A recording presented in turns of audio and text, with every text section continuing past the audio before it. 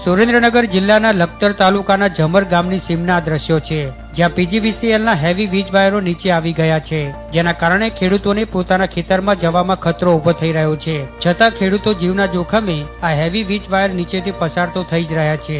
આ વીજ વાયરોને ઊંચા લેવા ખેડૂતો 1 વર્ષથી પીજીવીસીએલ કંપનીને અરજીઓ કરી રહ્યા છે, છતાં પીજીવીસીએલ કંપની ખેડૂતોની અરજીને અવગણી કોઈ કામગીરી નથી કરી રહી, જેના કારણે 1 વર્ષથી ખેતર પડતર રહેતા ખેડૂતને આર્થિક મુશ્કેલી વેઠવાનો વારો આવ્યો છે.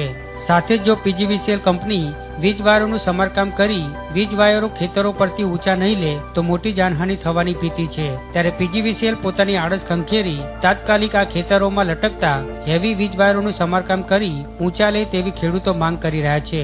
ખેતર 12 મહિનાથી પડતર રહે છે અને મેં 2024માં ચોથા મહિનામાં 20 તારીખે મેં અરજી કરી છે, પણ મને હજી કઈ એનું કામ થયું નથી. તો તમે રૂબરૂ અહીંયા મુલાકાત માટે જાઓ છો તો તમને શું જવાબ આપવામાં આવે? મને એ થાંભલો ઉભો કરવાનું કહે છે.